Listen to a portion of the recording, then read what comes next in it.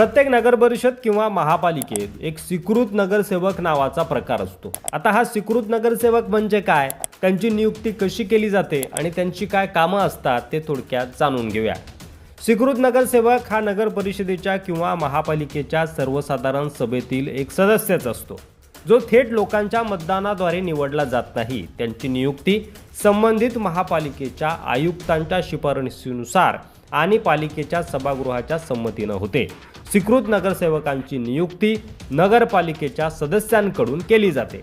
स्वीकृत नगरसेवकांची नियुक्ती कशी होते तर महाराष्ट्र नगरपरिषद आणि महापालिका कायद्यानुसार महापालिकेच्या किंवा नगरपरिषदेच्या एकूण सदस्य संख्येच्या 10% पर्यंत स्वीकृत नगरसेवक नेमले जाऊ शकतात।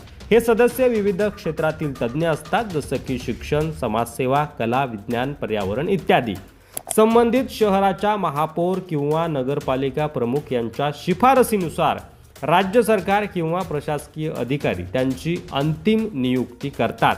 स्वीकृत नगरसेवकांची नियुक्ती नगरपालिकेच्या सदस्यांकडून होते। या नगरसेवकांना मतदानाचा हक्क नसतो, परंतु सभागृहातील चर्चेत ते सहभाग घेऊ शकतात। स्वीकृत नगरसेवकांची प्रमुख कामे कोणती असतात तर शहर विकासामध्ये सल्ला देणं। ते आपल्या क्षेत्रातील तज्ज्ञ असल्यामुळे शहराच्या विकासासंदर्भात महत्त्वपूर्ण सूचना देऊ शकतात। महत्त्वाच्या योजनांवर सहभाग, जसे की शिक्षण, आरोग्य, स्वच्छता, वाहतूक यासारख्या विषयांवर समित्यांमध्ये ते कार्य करतात। त्यासोबतच आयुक्त आणि इतर अधिकाऱ्यांशी समन्वय साधून प्रशासनासोबत सहकार्य करून शहर विकासाच्या धोरणांमध्ये ते मदत करतात आणि नागरिकांच्या समस्या प्रशासनापर्यंत पोहोचवणं, नागरी सुविधांविषयी लोकांच्या अडचणी मांडणं हे देखील त्यांचं प्रमुख काम असतं। स्वीकृत नगरसेवकांचं वेतन आणि त्यांना काय सुविधा मिळतात तर त्यांना लोकप्रतिनिधीप्रमाणेच मानधन आणि भत्ते मिळतात, परंतु थेट पगार दिला जात नाही। महापालिकेच्या बैठकीसाठी हजेरी लावल्यास प्रवास भत्ता आणि मानधन भत्ता देखील काही नगरपालिका महानगरपालिकामध्ये दिला जातो, तर काही महापालिकांमध्ये त्यांना काही विशिष्ट प्रमाणात निधी मंजूर केला जातो, जो ते लोककल्याणाच्या कामांसाठी वापरू शकतात। महत्त्वाचे मुद्दे कोणते तर त्यांची कारकीर्द निवडलेल्या नगरसेवकांच्या कार्यकाळा एवढीच असते।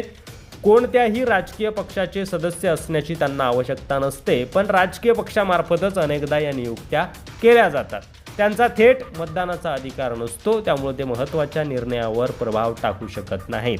थोडक्यात काय तर स्वीकृत नगरसेवक हे तज्ज्ञ म्हणून नगरपरिषदेच्या किंवा महापालिकेच्या कामांमध्ये योगदान देतात, परंतु त्यांना लोकप्रतिनिधीसारखा पूर्ण अधिकार नसतो। त्यांची नियुक्ती संबंधित महापालिकेच्या आयुक्तांच्या शिफारसीनुसार किंवा पालिकेच्या सभागृहाच्या संमतीने होते। स्वीकृत नगरसेवकांची नियुक्ती नगरपालिकेच्या सदस्यांकडून केली जाते। हा व्हिडिओ कसा वाटला तुमचं मत कमेंट करा। आवडला असेल तर शेअर करायला विसरू नका। चॅनलवर नवीन असाल तर सबस्क्राईब करा।